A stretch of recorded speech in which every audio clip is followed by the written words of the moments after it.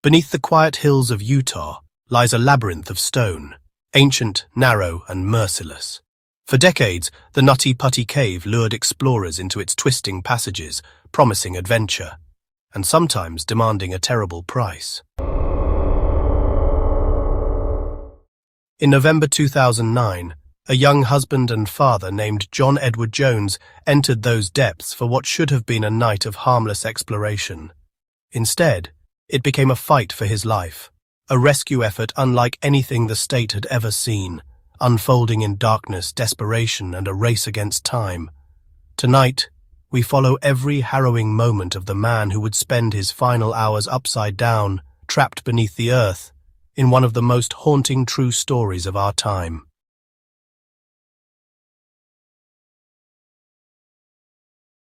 Hi, Susie. Thanks for coming. But right now, I'd really like to get out of here. That man was John Edward Jones, and within hours, he would become the central figure in one of the most haunting cave rescue attempts in modern history. John was not a reckless thrill-seeker. He was a 26-year-old medical student, a husband to Emily, a father to a young daughter, with another child on the way. Life was full, and he was looking forward to the future.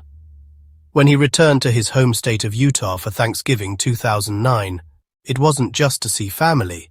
It was to share the joyful news that Emily was expecting again. But on November 24th, John decided to revisit an old childhood pastime, spelunking. His father had introduced him and his brother Josh to the underground world when they were young, navigating tight tunnels and ancient rock formations in Utah's many cave systems. That night, John, Josh, and 9 friends headed to the Nutty Putty Cave, a hydrothermal cave 55 miles from Salt Lake City. Nutty Putty wasn't just any cave. It was notorious for narrow, winding passages and slick clay walls that could turn even an easy crawl into a dangerous trap. Years before, it had been temporarily closed due to safety concerns. Some passages were so tight they had names like the Birth Canal and the Scout Eater. Even after reopening in 2009, local rescuers had already been called multiple times to free stuck spelunkers. But John was confident. Though not an active caver in recent years, his athletic build and past experience made him feel prepared. After nearly an hour underground, John and Josh took the lead. They wanted to find the Birth Canal, a famous challenge for thrill seekers. John crawled into what he thought was the right passage. It was tight, barely 45 centimeters wide and 25 centimeters high, but he believed it would widen soon. It didn't. Still, he pressed forward, thinking he could reach a bigger chamber to turn around. But he was moving head first, angled downward at about 70 degrees, an awkward and exhausting position. He saw what looked like a wider opening just ahead. To squeeze through, he exhaled deeply, compressing his chest and lunged forward. It was a fatal error. That widening was an illusion. He had pushed himself into an even narrower choke point that no human should have entered. Now, his arms were pinned, and reversing was nearly impossible. At first, John didn't panic.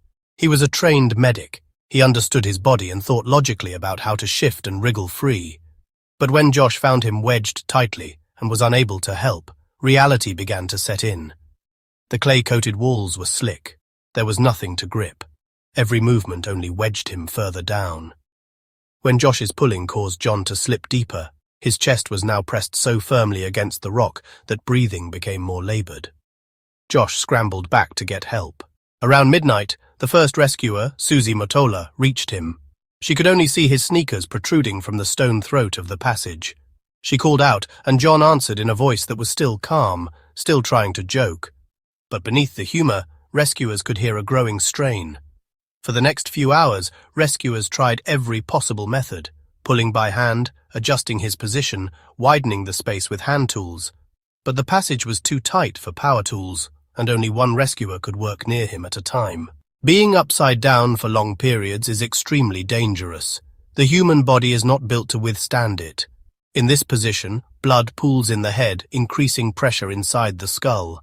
The heart must work twice as hard to fight gravity, exhausting it quickly. The lungs struggle to expand fully, slowly reducing oxygen intake. By the 3-hour mark, medics estimated John might survive 8–10 more hours before his body would fail. At first, John was chatty. He asked about the rescue plan, tried to keep his tone light for the sake of the rescuers, and maybe for himself. But as the hours passed, his voice grew weaker.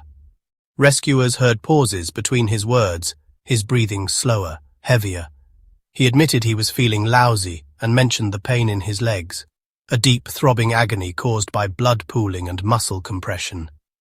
When Emily arrived, a radio was lowered so they could speak. He told her he loved her, asked about their daughter, and tried to sound brave. She told him she loved him and that they'd get him home. After long hours of preparation, rescuers rigged a complex pulley system to drag him out by his legs. 8 men manned the ropes. The first pulls made progress.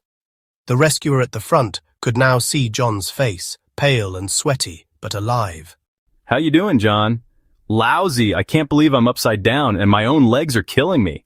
They prepared for the 4th pull, the one they hoped would free him. Then, disaster. One of the anchor points securing the rope ripped free from the cave wall. The carabiner snapped back like a bullet, striking the lead rescuer in the face, knocking him unconscious. In the chaos, the rope slipped, and John slid back into the choke point, deeper than before. When the injured rescuer was replaced, the new arrival called out to John. At first, there was only breathing, then silence. A medic reached him and confirmed the worst. John was gone. His body had endured 27 hours upside down, far beyond the limits most could survive. The team faced a grim choice. The passage was so narrow and treacherous that retrieving his body would put more lives at risk. The family agreed. John would remain in Nutty Putty Cave forever.